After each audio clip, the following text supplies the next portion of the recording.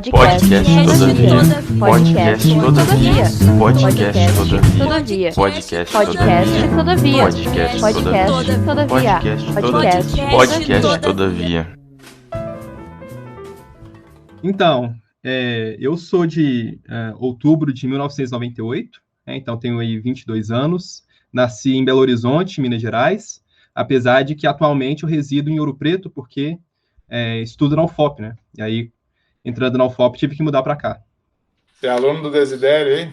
Isso, do Desidério. A gente fala que eu sou filho do Desidério. Né? Filho do Desidério? Ah, então. Então tá bem, né? Tá bem de padrinho intelectual, né? Mas ele realmente foi meu pai filosófico, né? Porque me mostrou os caminhos de filosofia que hoje eu sigo e foi muito importante a minha formação, né? Fundamental. O Desidério tem um trabalho, tipo assim, que vai deixar uma marca profunda na filosofia de língua portuguesa, né? Seja pelas publicações dele, seja pela crítica na rede, né? Que é um repositório fabuloso de texto em português, de traduções e tal. Na maior parte das vezes, para os meus alunos, assim, quando eles estão com alguma dificuldade, eu pergunto para eles, a primeira coisa, você lê inglês? Ah, leio. Bom, então vai olhar lá na Stanford Online. Você não lê inglês? Então vai olhar no Crítica na Rede. Né? Porque, se você não encontrar nesses dois lugares, dificilmente vai encontrar em outro lugar a informação com qualidade. É realmente um trabalho excepcional. O dia que você encontrar ele por aí, mande um cumprimento efusivo pelo trabalho que ele vem fazendo. E, Vitor, como é que surgiu o teu interesse por filosofia? Vamos dizer, se tu ingressa, o teu primeiro curso de graduação é na filosofia e é na UFOP, né? Isso, exatamente. Meu interesse por filosofia surgiu durante o ensino médio, justamente voltados com tópicos que eu não trabalho especificamente hoje, que eram mais tratados sobre política, sendo que hoje eu mexo mais um pouquinho com ética, né, mas principalmente epistemologia.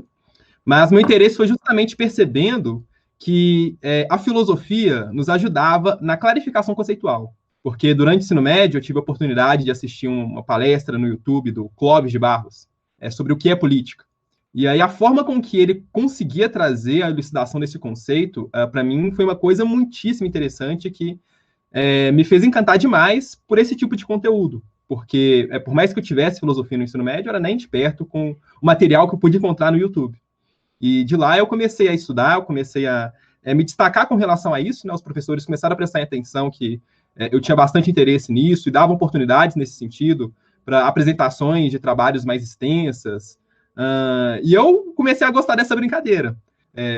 Me interessava, né, como eu falei, principalmente por tópicos de política, então me aprofundei bastante em temáticas sobre teoria geral de Estado, sobre filosofia política num todo, né, sobre poder, né, enfim, o conceito de Estado. E a partir disso, eu comecei a me interessar por outras áreas da filosofia, também através do Clóvis, e com isso eu comecei a ver que esse era o caminho que eu realmente queria seguir. Eu tive oportunidades depois de virar parlamentar jovem, que era um programa da Câmara dos Deputados, em que eu fui deputado federal jovem por um tempo, e eu pude palestrar em escolas sobre participação política.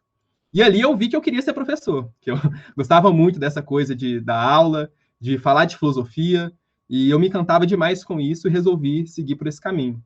Mas isso tudo com 16 anos, 15 anos? Quanto? 17 anos, eu comecei a dar palestra. 17 anos. Isso. Que maravilha. Normalmente as pessoas com quem eu converso, assim, da tua geração, me dizem, eu li o Mundo de Sofia, daí eu comecei a interessar por filosofia e tal. Você é o primeiro cara que eu vejo falar, não, eu comecei no YouTube com o Vitor Clóvis, né? Então, já é uma das coisas legais que eu quero tentar fazer, é mostrar meio que assim o lado positivo da rede social, na verdade, né? Você tem aquele ranço do Humberto Eco lá, né? As redes sociais deram voz para um monte de imbecil, qualquer um vai falar merda na internet e tal. Que eu acho que até, em parte, é isso mesmo, né? Mas, em parte, a gente está observando assim, um uso, digamos, produtivo das redes sociais na divulgação de pensamento esclarecido, entendeu? Ou seja, eu estou percebendo que nós temos uma espécie de contra-revolução, vamos dizer assim, na internet hoje, no seguinte sentido: você tem a internet como, né, redes sociais em particular, como um mecanismo de disseminação e produção de desinformação, né? Vídeo, os efeitos disso na política, né? E agora está se percebendo um contra-ataque, vamos dizer assim, do esclarecimento na arena pública, e que está acontecendo na rede social. Quer dizer, então, o teu canal, por exemplo, é um reflexo disso. Você vai lá, né, apontar erros, por exemplo, na afirmação, sei lá, das afirmações de veganismo lá do Pondé. Você vai dizer, não, você está errado por isso, por isso, por isso. Né? Ou seja, nós vamos voltar nesse vídeo do Pondé daqui a pouco, mas o que eu acho interessante é esse movimento. Tu acha que tu te vê parte de um movimento mais, digamos assim, global, de ocupar rede social com conteúdo de qualidade em filosofia? Sim, no meu caso é interessante, só voltando um pouco o ponto do Clóvis, que você mencionou sobre as pessoas terem entrado na leitura, geralmente lendo o Mundo de Sofia. No meu caso é o contrário, é mais atípico, porque eu particularmente, tinha muita dificuldade com leitura. Eu não gostava muito de leituras, principalmente de textos acadêmicos, e vendo os vídeos do Clóvis, foi que eu comecei a perceber que era legal também ler sobre esses assuntos. E aí que eu tive uma entrada maior para leitura e etc. Então, para mim foi o contrário. Os vídeos ajudaram a migrar para os livros, né? E não... muitas vezes o que acontece, as pessoas acabam se limitando a vídeos e não conseguindo progredir para a escrita, mas, quer dizer, para a leitura. Mas eu sinto que eu faço parte de um certo movimento que vem surgindo, né, na tentativa de tentar levar filosofia para o público em geral, que eu acho que é muito importante, porque hoje você tem grandes canais de biologia, como o caso do Pirula, canais de física, como Ciência Todo Dia, mas parece que ainda carece no YouTube de conteúdos de filosofia de qualidade e que possam transmitir informações interessantes sobre tópicos de filosofia para o senso comum, que são, de certo modo, algo que traz retorno prático. O cara tem um esclarecimento sobre o que é verdade, sobre o que é ética, sobre veganismo. São assuntos que são muito importantes para uma educação filosófica da população, e eu acho que sim, eu faço parte desse movimento. Isso está bem claro, né, quando, na descrição do teu canal, né, tu diz lá, né, sou Vitor, um graduando de filosofia, apaixonado em fazer divulgação científica, esse é o primeiro ponto importante, né. Esse canal é para quem se interessa por discussões genuinamente filosóficas, focando, sobretudo, em temáticas de relevância prática. Então, isso está muito claro já, né, isso que tu acabou de dizer, está lá no enunciado no teu canal. E é muito legal ver isso, Vitor, porque, tipo assim, que é um modo de como é que você fisga o interesse das pessoas que não estão na academia, porque às vezes a gente nem sabe o que é filosofia. Como é que você traz elas, né, para a discussão? Você tem que mostrar para elas que, às vezes, sei lá, o que ela vai comer amanhã, a decisão sobre o que ela vai comer amanhã, é uma decisão filosófica, que é orientada filosoficamente. Quem que ele vai votar, a roupa que ele vai usar, o que ele vai consumir ou deixar de consumir, se ele vai prestar ajuda a alguém necessitado ou não, etc. Essas coisas são temas que aparecem nos teus vídeos, né? E eu acho que isso, assim, você está pegando um modo de apresentar a filosofia que é super efetivo, vamos dizer assim, né?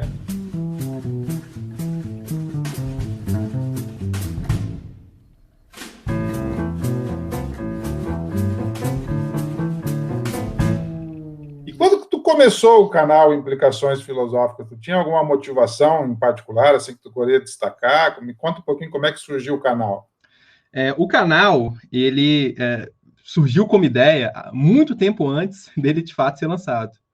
Sempre foi meu interesse tentar levar conteúdos de filosofia para o YouTube, e aí pensando principalmente em uma filosofia que poderia servir como auxílio para coisas práticas, realmente, que eu percebia muito que a filosofia tinha um certo descrédito para a população, porque tinha essa ideia de que um acadêmico de filosofia não serviria muito para ajudar as outras pessoas. Eram reflexões totalmente descoladas de uma prática comum, e que qualquer resultado que os acadêmicos discutirem lá em filosofia não impacta a vida de ninguém. E eu queria, conhecendo principalmente o trabalho do Desidério, eu queria mostrar o contrário, que fala, na verdade, sim, a filosofia tem muito a contribuir para a população, tem muito que ajudar em muitos debates que a gente tem na sociedade. E aí ele, como ideia, surgiu já em 2018, porque eu tinha um interesse muito grande de fazer divulgação, mas não tive inicialmente suporte suficiente para conseguir realizar esse trabalho, e também eu me senti um pouco deslocado por justamente ter poucas pessoas até então fazendo divulgação.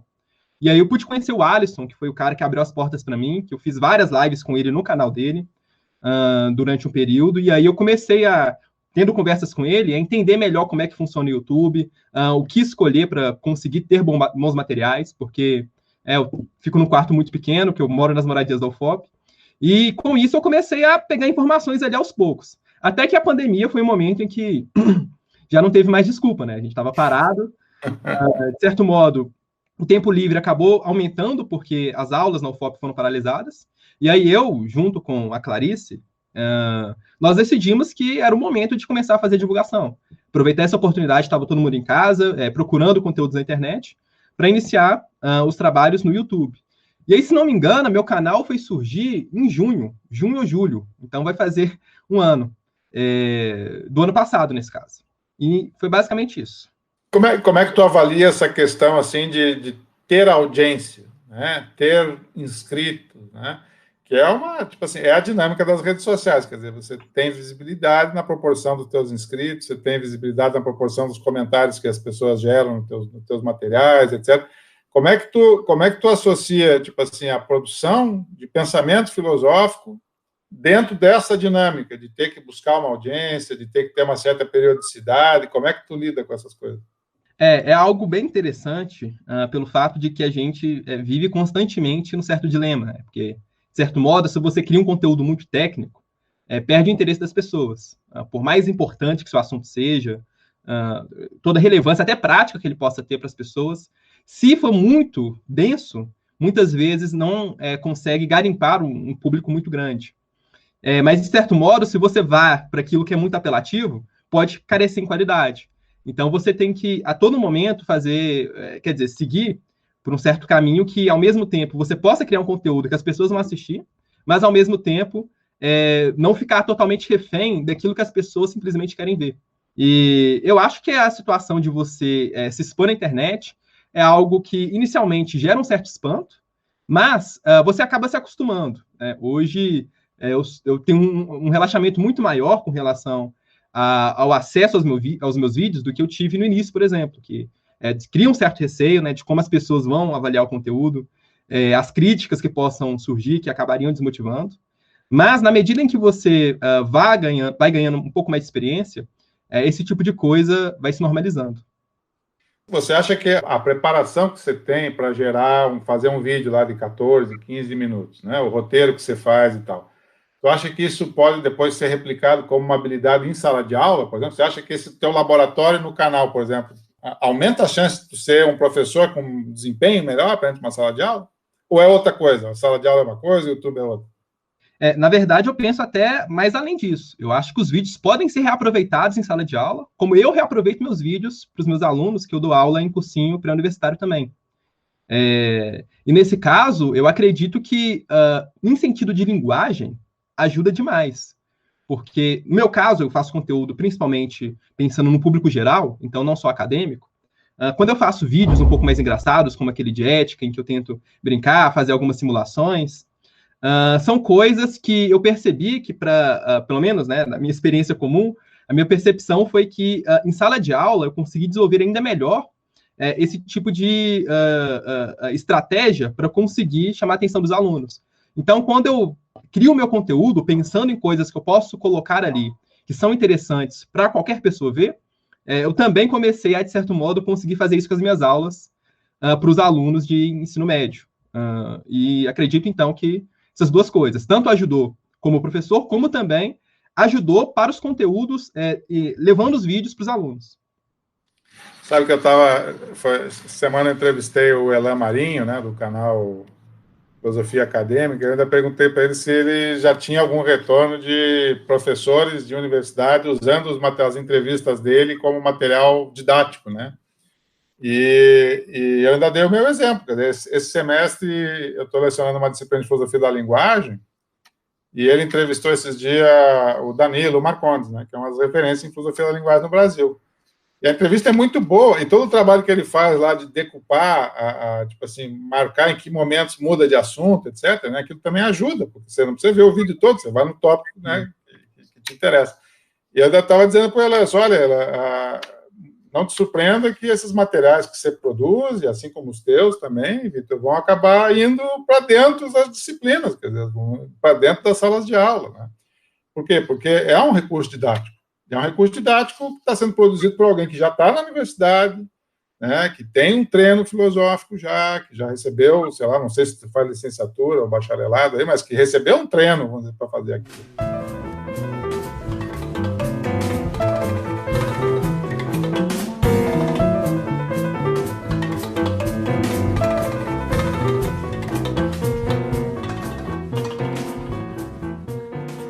E, Vitor, tu nota alguma diferença? Não sei se tu já viu alguma vez algum vídeo, um professor mais antigo, assim, por exemplo, professor que já estava dando aula há muito tempo e que agora, em razão da pandemia, teve que fazer um canal no YouTube para botar suas aulas lá. Não sei se você já viu algum vídeo de algum professor com esse perfil? Professor, eu não me recordo muito bem, mas eu posso dar de exemplo aqui um grupo que eu faço parte, chamado Lógica Ladeira Abaixo, que é do professor Guilherme Araújo, e que, nesse caso, o grupo, tal como todo o ambiente universitário, se tornou remoto. Então, a gente começou a fazer os encontros por via do Meet, e ele resolveu criar um canal para o grupo e colocar ali todas as palestras que eram apresentadas. Esse daí é um exemplo que eu conheço de professores que tentaram fazer esse migramento, mas eu não me recordo aqui de algum outro. Pelo menos... Esses dias eu notei professores, assim, professor titular de universidade pública, federal, que já está há um tempo e tal, e que agora teve que, por razões de circunstância, ir para o YouTube para botar os vídeos lá para os alunos acessar. Né? E aí compara com o tipo do vídeo que tu produz, por exemplo. Né? Cara, é duas linguagens. Entendeu? Não vou dizer que todos façam isso, mas normalmente o professor mais tradicional, mais antigo e tal, ele vai lá para dar uma palestra. Ele liga o vídeo e sai falando, entendeu? Como se ele estivesse falando com uma audiência real. Né? Enquanto que a dinâmica é outra, né? Vamos dizer assim, do canal. Quer dizer, não é você ligar o vídeo e sair falando. Quer dizer, você tem outras coisas, entendeu? Então, eu noto uma diferença tipo, da água para o vinho, do ponto de vista de linguagem, né? E de como que essa linguagem faz diferença na hora de você compreender um conteúdo. Então, eu, sinceramente, acredito que a geração de vocês, que está tendo essa experiência de produzir conteúdo para a internet desde o começo, vai ser muito mais interessante assistir como aluno, os teus alunos no futuro, daqui a 5, 6 anos, espero que você esteja dando aula numa boa universidade ou no ensino médio, onde você decidir, e os teus alunos vão notar essa diferença. Entendeu? Vão notar que a linguagem é outra, que a linguagem não é daquele professor mais antigo, que ele tem um processo ali que aconteceu. Isso eu acho que é um ganho fabuloso. Entendeu? Eu não sei se tu percebe isso, mas se tu nunca viu um vídeo de um cara mais antigo falando, talvez tu não te dê conta. Né? Eu percebi que, assim, eu não conheço canais que gravam vídeos de forma sequencial, né, com período linear, mas eu percebi que alguns professores começaram a postar conteúdos que eram basicamente palestras, né, como o caso do Eros, que tem, acho que 2 ou 3 vídeos dele com palestras lá. Tem outros professores também, se não me engano, o Severo, é outro professor também que chegou a fazer conteúdos, mas também nessa forma de palestras. E realmente, eu acredito que o conteúdo, em sentido de dinâmica, é realmente outro. Bom, um dos teus vídeos mais assistidos, Vitor, é explicando os erros do Pondé sobre veganismo. Né? Bom, eu assisti o teu vídeo e me parece que você tem ali réplicas bastante robustas das afirmações lá do Pondé. Como é que você encara essa dinâmica de o Pondé ter quase 500 mil de visualizações e um vídeo cheio de afirmações que não param de pé, né? E ainda afirmações feitas por um filósofo, que tem um espaço midiático que um Pondé tem. Como é que quando tu fez esse vídeo, assim, qual que era a tua... Tu tinha uma certa imagem assim, do meio Davi e Golias, ou como é que tu encara isso, entendeu? Porra, o teu vídeo tem 1000 visualizações. Aí o Pondé tem 500 mil de visualizações. Né? Tu acha meio Don Quixote essa história? Como é que tu encara isso? Criticar um cara, por exemplo, sendo que as razões estão do teu lado. Esse é um caso interessante, porque outra coisa que você começa a perceber quando vai iniciar em divulgação no YouTube é que você percebe que grande parte dos conteúdos são muito ruins. Pelo menos os conteúdos tradicionais que você via de filosofia no YouTube, eu tenho críticas assim muito severas com relação a o que havia sendo produzido, só que, de certo modo, eram conteúdos que popularizavam, né? Como esse caso, o vídeo do Pondé sobre veganismo, que, de certo modo, são alegações muito, mas muito duvidosas que ele levanta e que, de certo modo, traz um impacto tremendo para o debate público. Porque pessoas vão atrás de veganismo e vão ver ali, como está no caso do Pondé, um dos primeiros vídeos que aparecem recomendados no YouTube.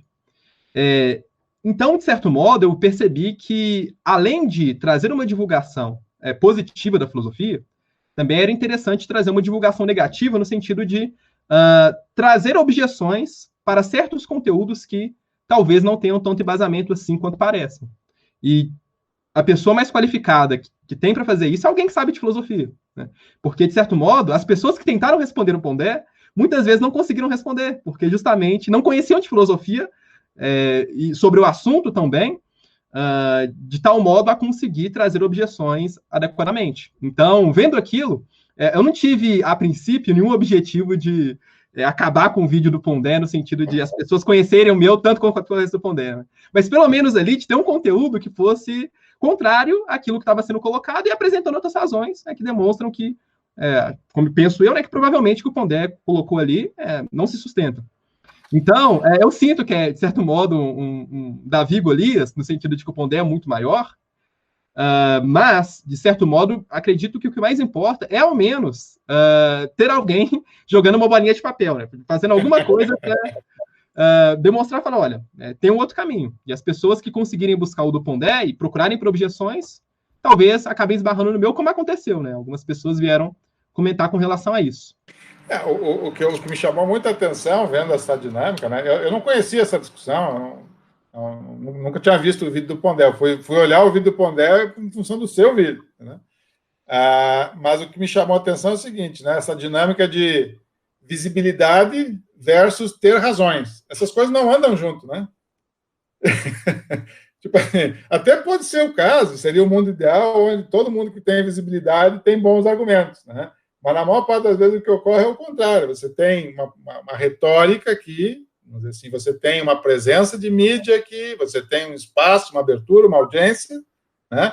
Mas as razões estão do outro lado, estão do cara que está do teu lado, quer dizer, o cara que tem lá, está começando o seu vídeo, está um estudante, estudou aquele assunto, sabe onde é que estão os pontos fracos, sabe como é que vai objetar, etc. Então, ter visibilidade e ter razões, ou boas razões, são coisas que nem sempre andam juntas. Então, me chamou muita atenção essa dinâmica do teu vídeo.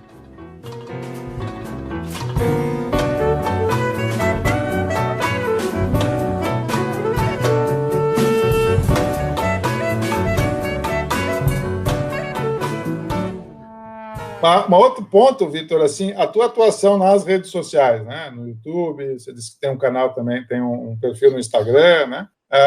Em algum momento te gerou oportunidades na vida acadêmica, tipo assim, um convite para participar de um evento, para dar uma palestra, para coautoria de algum texto, etc. Existe esse vai e vem entre rede social e vida acadêmica? Sem dúvidas. Um outro ganho do YouTube, que é muito evidente, é com relação ao network, que isso aumentou de forma significativa.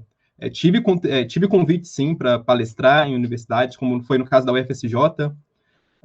Tive oportunidades também de fazer entrevistas com pessoas que eu não conhecia, né, com trabalhos de filosofia também em outros cantos do Brasil. Tive oportunidades, inclusive, de emprego com relação a isso, de pessoas que assistiam meu conteúdo e tiveram interesse de saber como é que estava a minha situação acadêmica, porque pensavam que talvez eu poderia ser um bom professor. Então, oportunidades também de pesquisa. Hoje eu faço parte de um grupo de pesquisa que, de certo modo, o conteúdo na internet também me ajudou a conseguir entrar nesse grupo. Então, nesse sentido, eu acredito que oportunidades foram as mais diversas possíveis. Massa.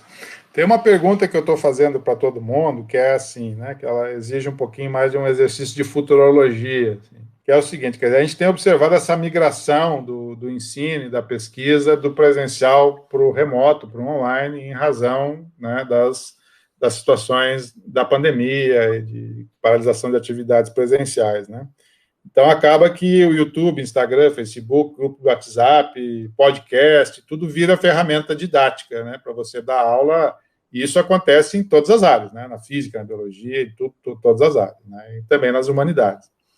Mas, em particular, a gente observa, então, em função dessa migração, uma explosão informacional na internet hoje, de qualidade, né? Ou seja, aquele cara que estava dando aula na universidade, agora está dando aula no YouTube, entendeu? Ou está disponibilizando os seus materiais no YouTube. Os eventos que aconteciam dentro da universidade, agora acontecem online no StreamYard, transmitido no Facebook, no YouTube, etc.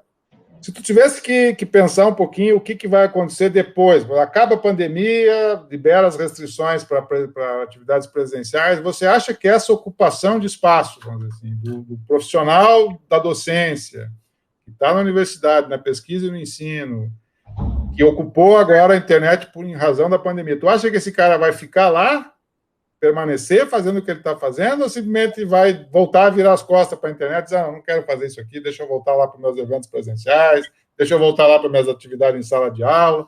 Como é que você acha que vai se dar essa reacomodação depois, assim, do final da pandemia, se é que vai acabar esse negócio?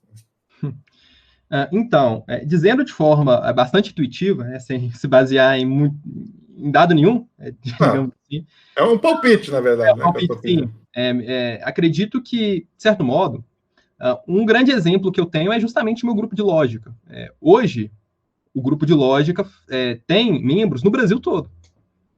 Quando a gente passou para a modalidade remota, abrimos as palestras e começamos a ter gente de outras universidades que, presencialmente, não poderiam estar de maneira alguma fazendo parte do grupo ainda.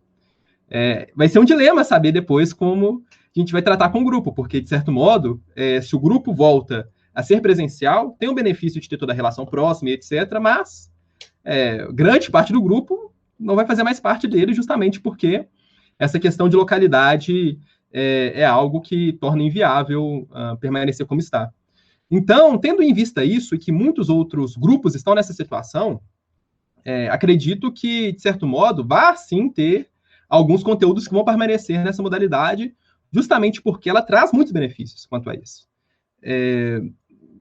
Alcance e local de participação, né, que basicamente cada um pode ver na sua casa, são coisas que, de certo modo, o encontro presencial nunca terá de forma tão benéfica como o à distância consegue. Enquanto a gente não conseguir criar teletransportes, né, que as pessoas poderão sair da casa delas e ir para o ambiente físico, acredito que o modelo EAD vai continuar cada vez mais se fortalecendo e penso eu que muitas coisas, então, vão permanecer assim. O meu próprio canal, por exemplo, acredito que espero que não acabe quando voltarem as coisas presenciais.